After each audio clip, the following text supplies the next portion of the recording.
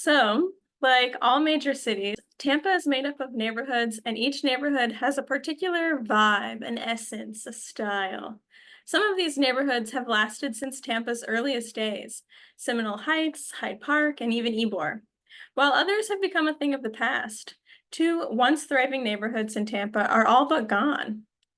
You may have heard of the Scrub, which was famous for its Central Avenue, where musical greats played at segregated clubs, while two extant structures remain from this period, and an oral narrative still exists of the neighborhood's vibrant past. Just down the road from the Scrub, though, is another important early Tampa neighborhood that you may not have heard of. Established in 1895, the Garrison was Tampa's first Black-owned subdivision in the city. Little research has been conducted on its past, despite major construction and improvement projects in this region of downtown. The only remnants of this neighborhood exist below the surface of the urban landscape and can be harder to identify. So, how does a neighborhood disappear, and what have we learned about it so far? Tampa, Florida, for a brief period, was the home of Fort Brooke. This military outpost, established in 1824, was the base of operations for the long, drawn-out period of Indian removal in Florida. Occupied in fits and bursts until 1883, the footprint of the fort left a lasting impact on the early development of Tampa. Following the fort's decommissioning in 1883, an influx of interest brought some big names to Tampa. In 1884, Henry Plant's Tampa Hotel and Railway were established downtown, while across town in 1885, Vicente Martinez Ybor was busy starting a fledgling cigar industry. While these big names of early Tampa development are easy to trace in their impact in the city's growth, another population was busily settling down and creating a community, but until recently, little archaeological research has been done. One of the major reasons for this discrepancy lies within the archaeological requirements established by the city of Tampa. These requirements fall under the Development of Regional Impact, or DRI, that is in effect for the Central Business District, the CBD, which covers most of downtown Tampa. These requirements focus on the protection of National Register listed or eligible sites. All known sites considered ineligible require no further research or investigation based on the standards of the DRI. These specifications force a more directed archaeological focus on eligible archaeological sites, such as Fort Brooke, which is considered eligible for the National Register. The Fort Brooke archaeological site spreads across the southern portion of downtown and can be found intact in preserved pockets. Some of these preserved pockets have some small artifact caches with coins, flint, ceramic, glass, and other bigger features have included a barrel well. Two mapped cemeteries from the fort have both been re-identified within the last 30 years, adding to the diversity of information collected. All of these components have led to archaeological survey of downtown, and in particular within the cantonment, to be biased towards findings of Fort Brooke. The following boom settlement period has garnered much less interest and less large sites are identified, such as the Palmetto Hotel in northern downtown. Smaller, diffuse neighborhoods rarely leave large footprints, and neighborhoods which have been pushed out due to urban renewal can have an even smaller subsurface impact. Land claims in Tampa in the 1880s were mired down by legal entanglements as citizens from the village of Tampa tried to settle within the boundaries of the town of Fort Brooke. The land within the Fort Brooke cantonment was federally owned and not immediately for sale to the public, but that did not stop citizens from swooping into the void to claim new property. The following decade was a drawn-out legal battle as Tampa tried to acquire the Fort Brooke land, but by the time Fort Brooke became part of Tampa, there had already been a decade of homesteading in the old cantonment. This resulted in another slew of legal battles as homesteaders made claims for their land. One unique party of claimants was made up of three Black men of the area: Julius Caesar, Andrew Stillings, and Frank Jones. These men, interested in creating a Black subdivision in the newly available land, enlisted the assistance of Gainesville lawyer Samuel J. Finley. With Finley's legal assistance, the three men were able to win rights to three adjacent parcels. While the land was likely occupied well before the cantonment was absorbed into Tampa's city boundaries, the neighborhood was officially established in 1895, and these combined subdivisions were known as the Garrison.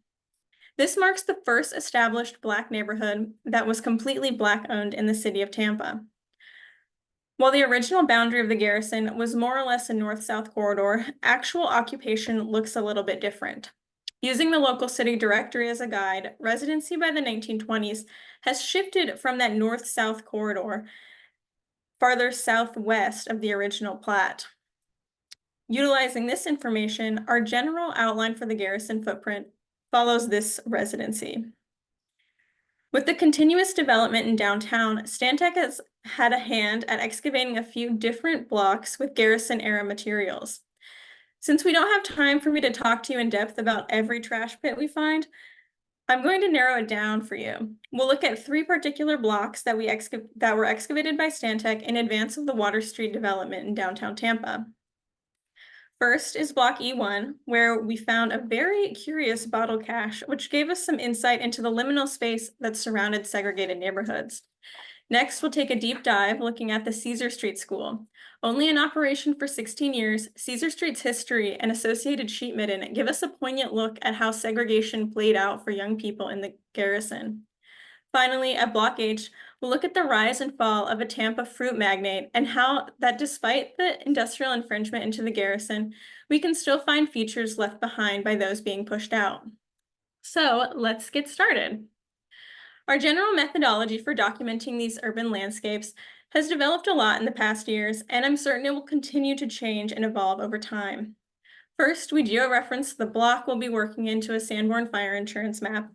Most blocks in the garrison were documented in the insurance maps between 1915 and 1951, which gives us a few decades of information for us to assess, where large-scale excavations should be placed to hopefully find the most archaeological material. For example, Block E1 was an area we excavated in early 2022. It's located just north of Amalie Arena and was the site of the Tampa branch of Berg's Live, now sadly replaced by a yard house. The Sanborn maps of this area show us several houses, single-story wood frame, similar to houses found in nearby neighborhoods across Tampa. Most blocks we test have some limitations on where we can actually excavate. Are there still structures in use? Is it an active parking lot that some people need access to? For E1, the south half of the block was covered in asphalt, and we didn't have the equipment to dig through it, so we were limited to the north half. So, where to test in a residential block to get the most information? During the early 20th century in Tampa houses, especially those in segregated neighborhoods with lesser access to public utilities, they still had privies. While honeypot may be a somewhat disturbing euphemism, what an archaeologist can find in a privy is akin to artifact gold. Because of this, much of our testing focus for the garrison has been a combination of under the footprint of these houses and in the backyards in hopes of finding remnants from privies. The excavation areas can also be narrowed down with some basic shovel testing. Shovel testing in an urban environment is not for the faint of heart, though, and I think we finally determined the best way to shovel test with a jackhammer. Along with shovel testing, we have used ground penetrating radar or GPR. Using GPR can show us discrete features or soil anomalies underground, but interpreting data can be difficult with a lot of subsurface noise like utilities or reinforced concrete. So we kind of do a combination of all of them. Historic maps, shovel testing, and GPR can usually help us identify the best places for excavation areas. Using a mechanical excavator, we open a large operation area to get a wide view of different stratigraphic layers. Someone, or oftentimes multiple someones, will be monitoring the soil removal and will use pin flags to mark potential features identified in the soil. This can sometimes get very complicated in urban settings because there's a lot of disturbance in soils and in urban landscapes. Peeling back a wide expanse of soils in one level makes it a lot easier to see what's going on in the subsurface environment. After we've opened our operation area to whatever extent we need, we will exchange our temporary pin flags with timber ties or some other robust nail with flagging tape so that has a feature ID. This mostly helps because stripping back the top layer of soil anywhere in Florida creates a desert hellscape similar to that of Tatooine. Using the nail and flagging just makes losing a feature under that white sand a little bit harder. When the feature is cleaned and flagged, we take plan photos of the feature, and after our photo shoot is complete, we map the location of the feature using the nail. Using that map data and the photos, you can create really accurate maps with some quick georeferencing in ArcMaps, and you can make a little map like this. So now that everyone knows how to perfectly design an excavation plan and execute said plan using a variety of field methods, I want to show you a little bit of what we found and how it relates to the larger Garrison neighborhood. We'll start at Block E1, which I already told you a little bit about. Its location just north of Amelie Arena actually puts it outside the boundary we created for the Garrison neighborhood. But when we started testing here, I wanted to know how permeable that boundary might actually be. We opened 3 operation areas, A, B, and C, and while we did find a few Garrison era features in all operation areas, we're going to focus on only one today. Operation B was located under what was the Berg's outdoor dining area, which had a cement slab. The slab allowed for relatively little disturbance to the subsurface environment. Historically, this area would have been located in the backyards of the various homes on the block. A great place for a historic privy, but not for us. We did find a few massive features, though. These were predominantly filled with bottles and other glass materials. The average time period determined from diagnostic artifacts in this operation dates to the early 20th century. On average, this aligns with other domestic Garrison residences we've investigated, but what did we find in these enormous bottle dumps? In the western portion of the operation, there were what we decided to refer to as features 19, 20, and 21.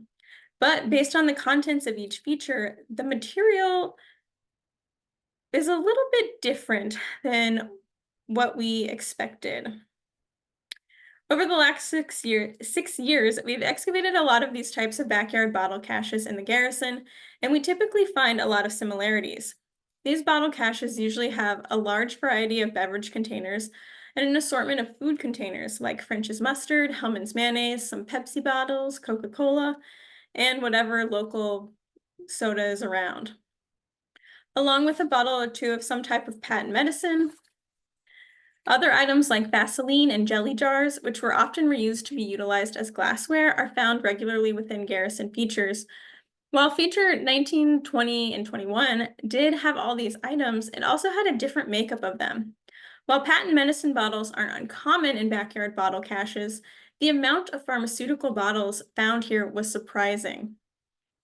Of the labeled bottles, this collection contained 2 bottles of Lippmann's liver pills, Wild Root hair tonic, Fitch's dandruff shampoo, Zemo antiseptic for the skin and scalp, Murine for the eyes, Grove's tasteless chill tonic, Charles H. Fletcher's Castoria, and Emerson's bromo seltzer. Along with this, there was also a bottle labeled King's Drugstore and Lynn Chemical Corporation, as well as a number of unlabeled bottles with embossed graduated measurements along the exterior, and a patented John Bull eye wash cup.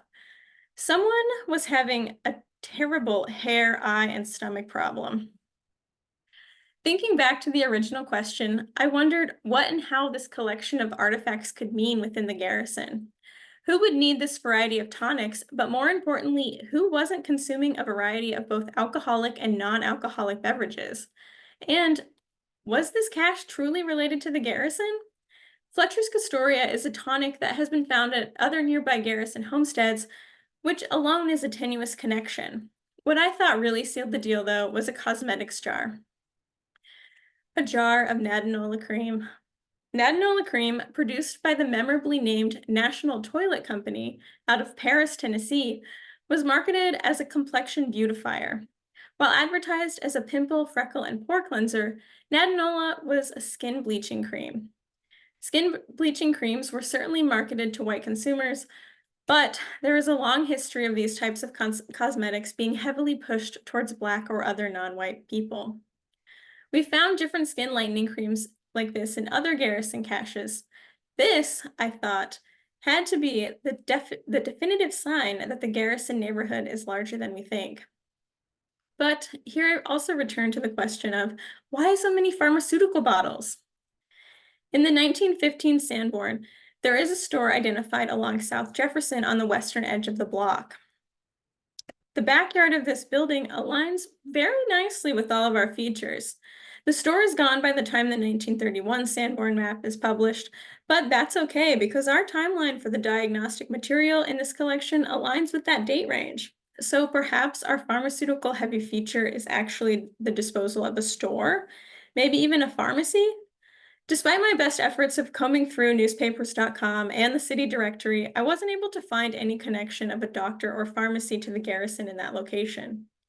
One strange connection did arise. After scouring the Eunice Street addresses in newspapers.com between 1914 and 1923, Doan's Liver Pills ran ads in the Tampa Tribune with endorsements from locals. One such local was a Mrs. L.E. Ray. Her commendation of the liver pill is always the same. My life was over until I had these pills. But the ad always runs her address, which changes over time. For a few years, she lives on Franklin Street, then she moves to Pierce Street, and finally, in her last ad, her residence is 801 Eunice Street, where our massive bottle cache is. I like to think that we maybe found the personal cache of Mrs. L.E. Ray and her plethora of remedies for her various ailments.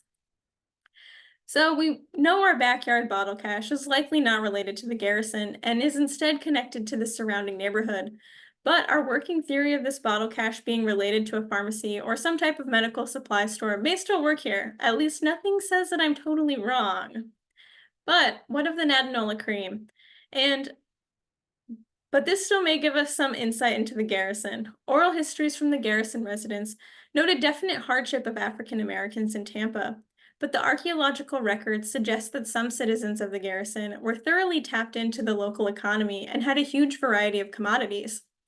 While this local economy was likely predominantly Black-owned and located within the Garrison or nearby Scrub, the nexus around the Garrison may have been a previously unknown part of that local economy. While the Garrison was certainly an insular neighborhood, its boundary might be a little more permeable than we thought. Residents throughout the city may have been segregated, resulting in neighborhoods like the Garrison and the Scrub, but were still integrated into the surrounding economies, resulting in interconnected communities. Another block within the Garrison, though, shows us a better peek into what segregation may have looked like. Located north of E1, our next block is the location of the old Caesar Street School. Opened in 1914 under the direction of Principal Mamie Posey, the Caesar Street Grammar School was designed by local architect Wilson R. Bigger in late 1912. The 1915 Sanborn shows our first peek of the Caesar Street School, a single-story wood frame structure with open porches on the north and south sides, but it is only referred to as a public school. Notably, the Sanborn also states there are no lights and the building is heated via stove. The lack of lights is particularly notable because the school would have been in operation at this point. This neglect and lack of resources would continue through the school's history and was typical at other African American schools in Tampa and throughout the country. By 1922, an article written by the Tampa Urban League notes that there were 100 students enrolled at the school, but that sanitary conditions for the students and teachers at Caesar Street were deplorable. According to the Tampa Times, sanitary conditions are very bad, owing to a lack of sewerage and the low, damp mosquito district in which the building is placed. It is hoped that some action may be taken by the school board in the near future to supply the present location with such sanitary conveniences and drainage as will make it a more wholesome place for the boys and girls.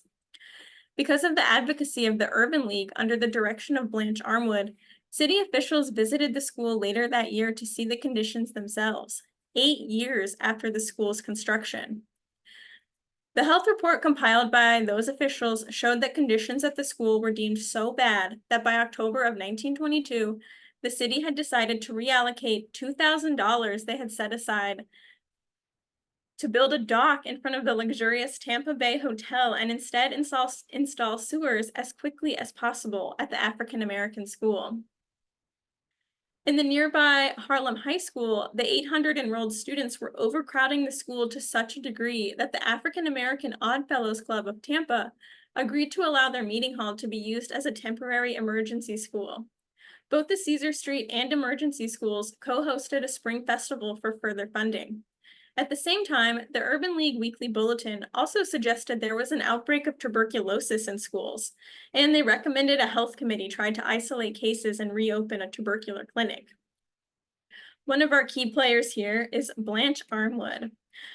She was an African-American woman born in Tampa in 1890 to a prestigious family. She graduated from Spelman College at the age of 16 and then returned to Tampa to become a teacher.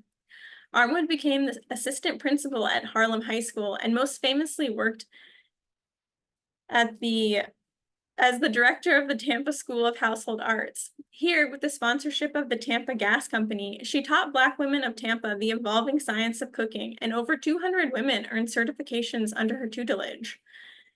She joined the Tampa Urban League in 1922, serving as the executive secretary of the organization, and was a major catalyst in bringing education to the forefront of the city's consciousness. She was able to establish a chapter of the American Red Cross and open one of the first segregated daycares in Tampa. Armwood's achievements in Tampa would also come to include a position as the first supervisor of Negro education and her successful petition to expand Black students' school year from 6 months to 9 months, which was that equal to white students, an increase in Black high schools, and an increase in Black teacher salaries, which was still unequal to that of white teachers. Her work advocating for the children at Caesar Street School was just a small example of how she materially benefited the African American students and teachers of Tampa throughout her life. Caesar Street School was more than just a place of learning for children, though. In 1915, teacher certification examinations were held for Black applicants at the school, and 43 candidates sought their certification. Caesar Street School, location within the heart of the Garrison Neighborhood, would have made it an important resource to the community.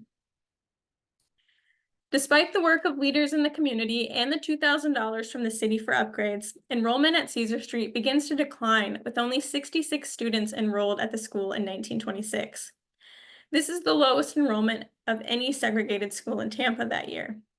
This same year, the Tampa Times announced plans to build a new segregated 12-room schoolhouse in the nearby Scrub District. While the Caesar Street School appears in the Tampa City Directory in 1930, it is no longer listed in 1931 and has likely been decommissioned. Despite this, the school is still drawn on the 1931 Sanborn, and at this time, the Sanborn notes that the building has electric lights, but no heat. Assuming the school started admitting students in 1914 and closed by 1930, the Caesar Street School was in operation for only 16 years. While relatively short period, we're lucky because no one leaves more artifacts behind for archaeologists than children. We did our best to exhaust every potential testing strategy. We shovel tested using a jackhammer to get through the asphalt and cement. We used GPR to try and find the school's privy. And finally, we just tore everything up using a mechanical excavator to try and identify any non-privy features or a school-related sheet midden. While all excavations in an urban environment are dictated by present-day structures, our operation was focused on the north and west sides of the school, whose building footprint perfectly coincided with the existing garage built on the lot. The northern portion of our operation area yielded little intact stratigraphy and was heavily disturbed by a more modern trench that was quickly abandoned. Our operation extension to the west of the garage, which was also where our GPR grid was placed, was much more intact and became the area where further excavations were focused.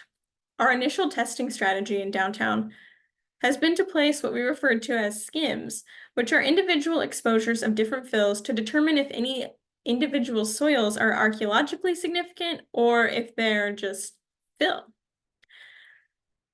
Within 4 skims placed in the western area, we found an intact strata and a smattering of artifacts within the soil matrix. We realized that this was an important midden layer that we couldn't just strip away to expose features.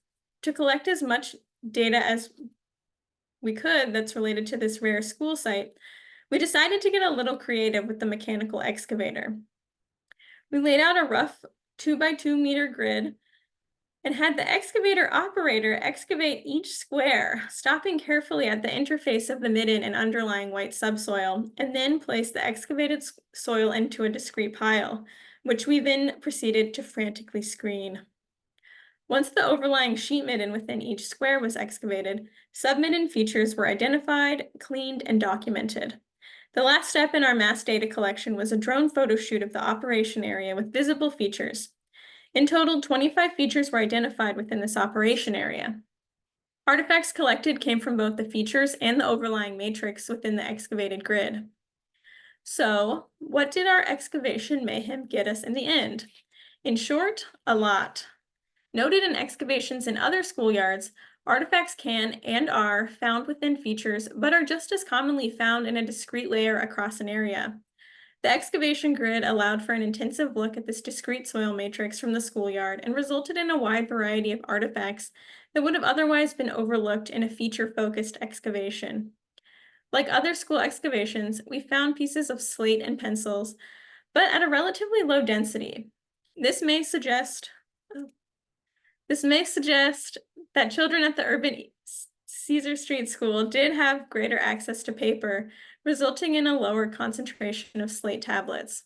2 inkwells were also collected, which seems relatively average for school assemblages. With potentially only teachers and older students using ink, a smaller quantity could go a long way. Clothing pieces such as buttons, safety pins, grommets, beads, and clothing hooks were found at a very high density, which again has been a trend seen in other schoolhouse excavations.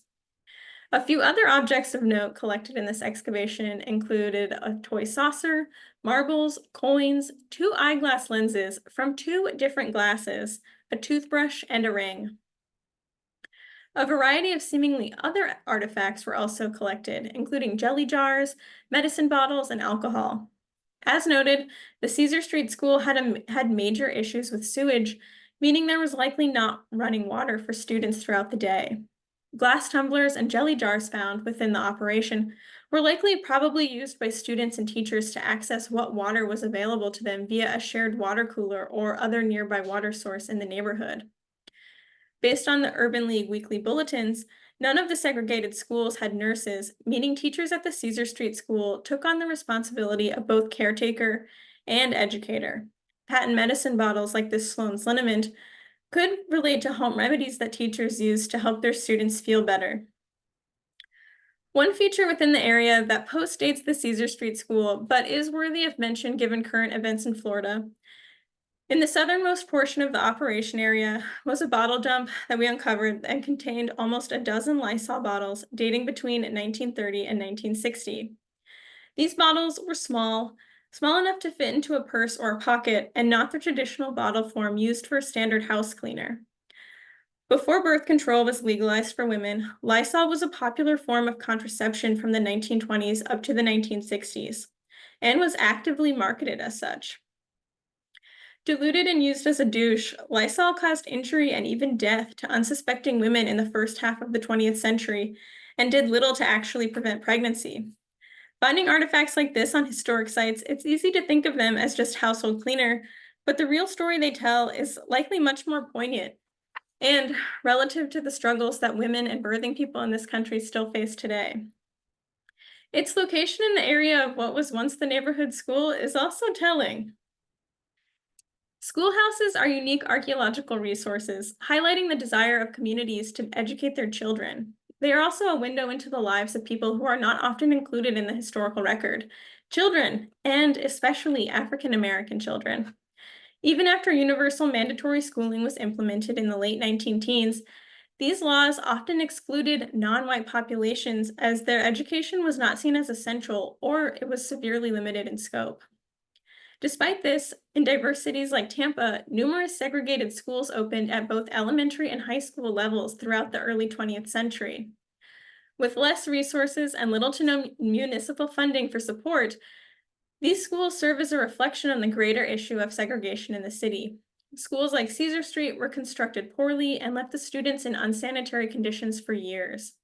Overcrowding at these schools was slow to be addressed by the school board, and in the case of Harlem High School, was only alleviated by the development of an emergency school by the African American community themselves.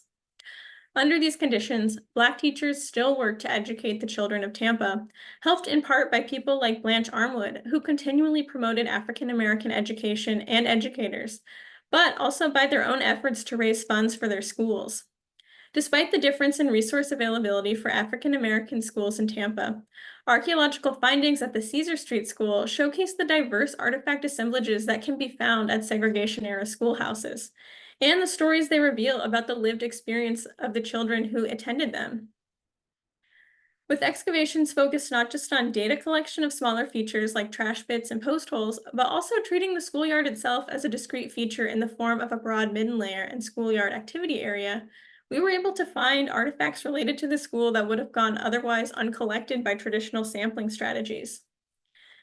Historical archaeological sites in urban environments are often written off as being disturbed, but even with a modern garage on top of it, the Caesar Street School still revealed important data that sheds light on this small corner of the garrison. The final block we'll take a look at highlights these areas within the garrison that intersect with major urban disturbances, usually in the wake of urban renewal. Our final block, Block H, is located at the intersection of Cumberland and Meridian Avenue. Today, there's a parking garage on top of the lot located just north of the USF Health Building. Excavations for this block follow a similar pattern to the Caesar Street School and Block E1. We looked at Sanborns to determine what was previously located on the block and what best areas we should test.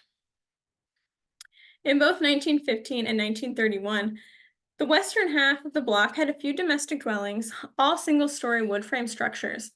By 1951, only one of these dwellings remains, and it is described as vacant and open. As per usual, the backyards of these homes were of great interest to us, always hoping to find the elusive privy. Like the asphalt at E1 and the garage at Caesar Street, this block had some testing limitations. The entire eastern half of the project area had soil remediation done previously, so the soil was sterile fill brought in from elsewhere and was considered unsafe to dig in without appropriate PPE. Limiting our shovel testing to the western half of the project area allowed us to focus on those previously mentioned backyards, though, so it worked out for us.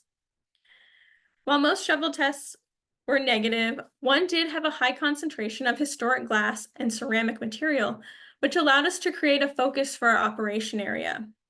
Initially, the operation area appeared to have very little cultural material at all, but we identified what we'd found with that shovel test: a historic vitrified clay pipe.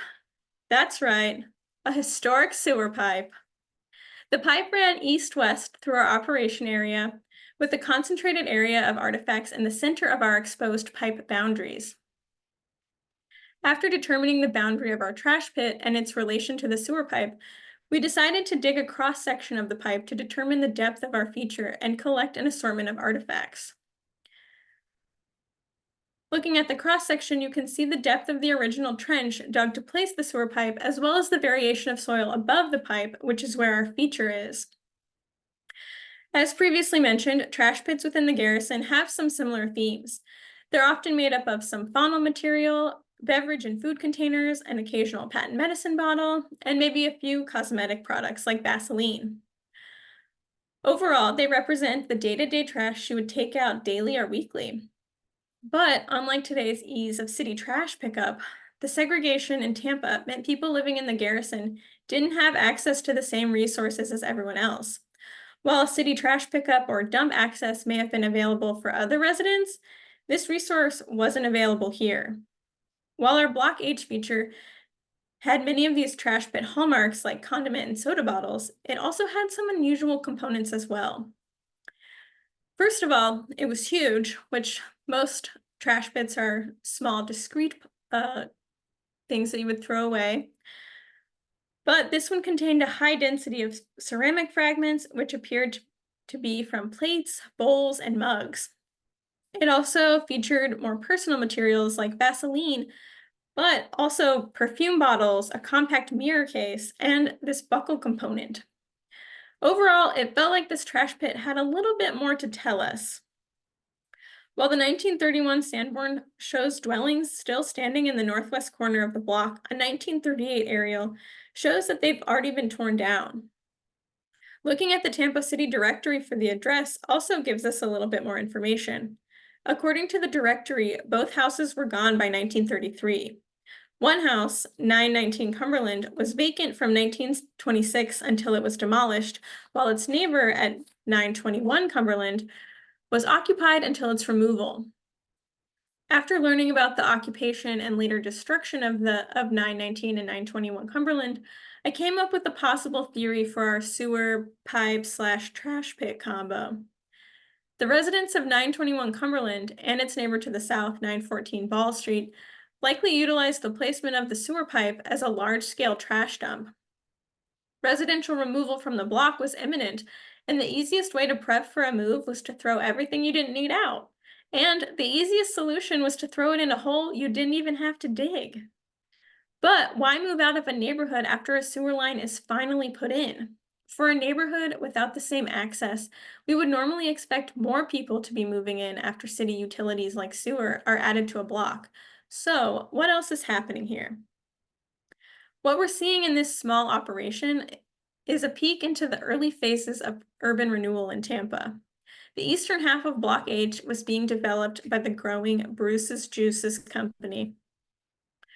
Originally located near Armenia and Main Street, Bruce's Juices was opened in 1926 by Montreal native J. Adams Bruce. According to the Tampa Times article documenting the original opening, Bruce had big dreams and hoped to bottle fresh juice and deliver it daily, similar to the milk delivery systems of the day. Bruce's Juices seems to have made a big splash in the Tampa area with a plethora of different ads in the newspaper. At the same time, regular job advertisements were listed. Men were needed for delivery and salesmen, while women were needed to peel oranges.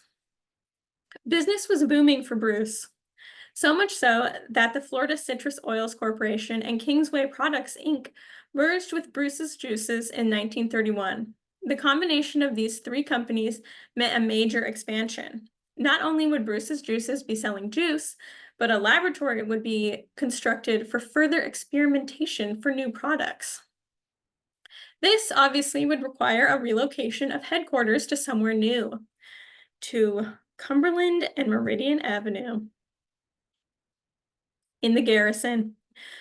And here they are in the 1931 Sanborn, along with our residents at 919 and 921, and 914 Ball Street in the south. The construction of this factory is what brought the sewer to the block, while also simultaneously pushing the few residents out. Bruce's Juices continued to expand, with peak employment periods at the end of the year for canning. In 1933, they planned on hiring an additional 250 to 300 employees, but based on job advertisements, the only people filling this role were white men. They did experience a few minor setbacks with the robbery of 3 crates of grapefruit that same year, though. By 1935, though, permission was granted by the city to continue their expansive business west into the remainder of Block H. If you think back to the city directory, there no longer lists 919 and 921 Cumberland after 1933. Both structures were likely torn down with preparation for this period of expansion. While the tale of Bruce's Juices could alone fill an hour of your night, I'll give you a brief summary of the company. In the 1940s, Bruce leans heavily into the war effort, sending canned goods overseas to feed Allied forces. Throughout this time, though, the company is embroiled in a number of high-profile legal battles. After the war ends, Bruce's Juices continues with the further expansion of a loading platform in 1950. Based on the 1951 Sanborn, Bruce's Juices has taken up the entire eastern half of the project area and extends into the western half as well. 914 Ball Street is still standing but appears unused. My personal favorite component of this juice empire is the conveyor belt to cross the road to the western half of the block. Only 2 years later, though, in 1952, a bankruptcy petition is filed against Bruce's Juices. J. Adams Bruce spends the next decade trying to work around the bankruptcy, but his reign is officially over in 1963. His federal court hearing filled 717 pages, a total of 2 volumes, and he was sentenced to a year and a day in federal prison, marking the official demise of Bruce's Juices. There are a few reminders of Bruce's Juices that exist today. One is a greyhound that was on the Tampa racing circuit named Bruce's Juices back in the 1980s, and a mural above a dog park in the Water Street neighborhood. But even less remains of the Garrison neighborhood. While urban renewal projects may still have major above-ground and subsurface impacts, What we found at Block H is an ideal example of how even small features can give us a better understanding of how people lived in these overlooked neighborhoods. Garrison residents may have been pushed out of their homes for incoming industry, but based on the artifacts collected, these residents had access to a variety of material goods, despite segregation in the city. People in the garrison had a unique way of dealing with unequal access, and even utilized the construction of a sewer for their new white neighbors to their own advantage. Our journey in the garrison may end here for now, but considering there are still boxes and boxes of garrison artifacts at the Stantec office, we still have plenty to learn about this early Tampa neighborhood. From backyard bottle dumps to large-scale sheet middens, there are still stories to be gleaned, hidden underneath Tampa's urban landscape.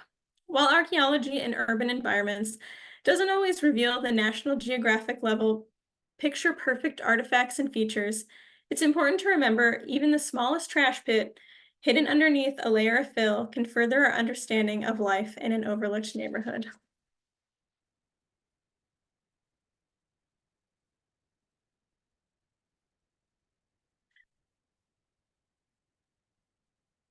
Well, thank you, Kelsey. Thanks for sharing your research. It was awesome.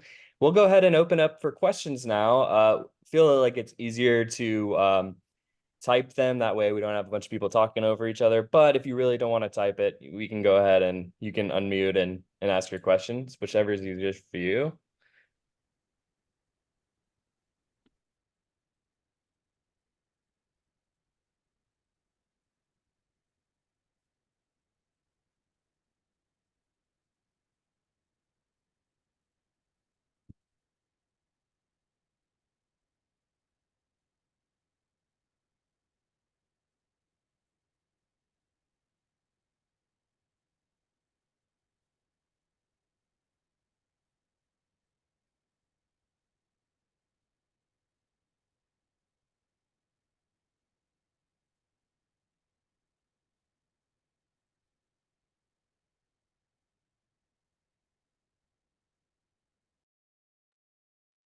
All right, Kelsey, we have a few questions.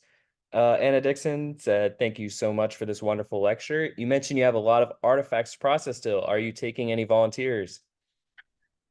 So the artifacts are all processed. They're just sitting in boxes. I think a lot of the stuff might actually be going to the Tampa Bay History Center, potentially. So you may be able to see some eventually.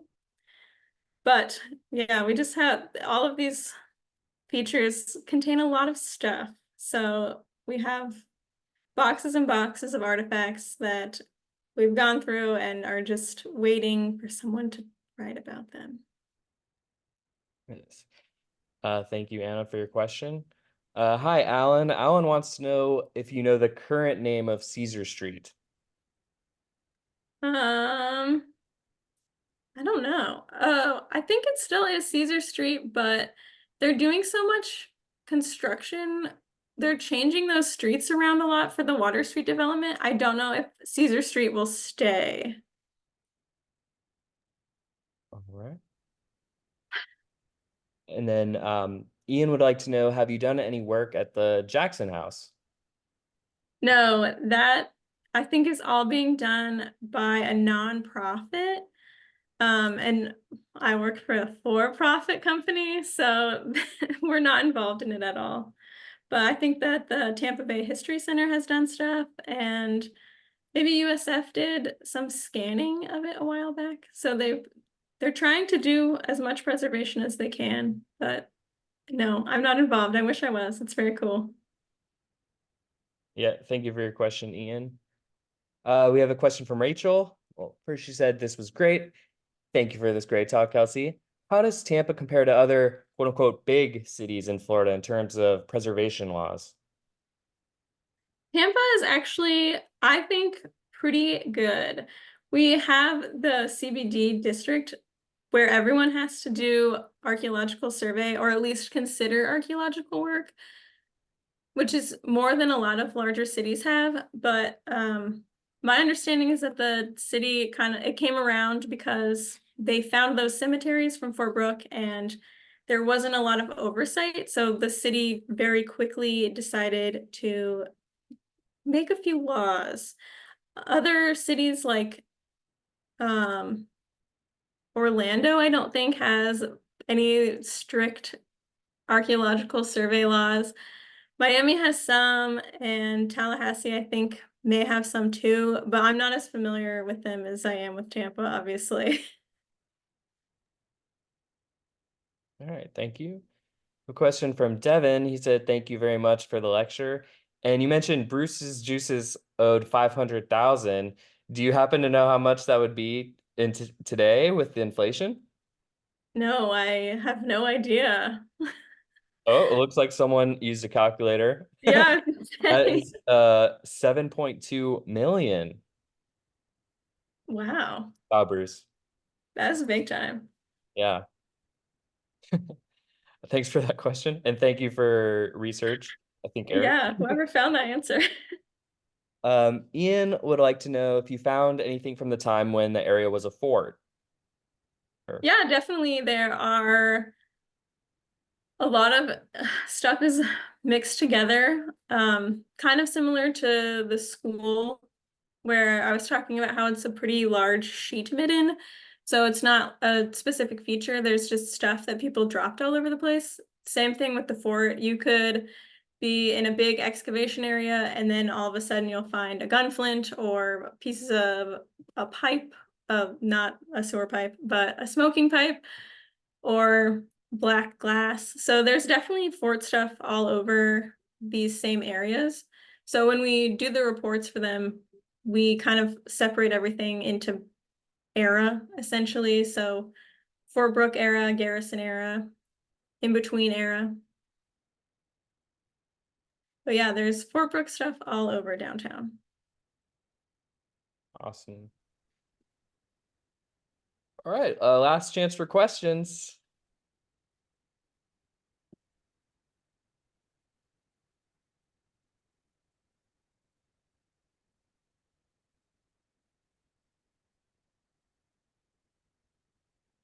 All right. Well, Kelsey, I think we can call it a night. Thank you, Kelsey, for sharing your research, and thank you all for joining us. And again, sorry for all the craziness with the transition to Zoom. We hope it worked out for everyone, and just thank you for joining us. And just as a reminder, this is the last talk of our spring season. We'll be back in September. So see you then. Thank you, everyone.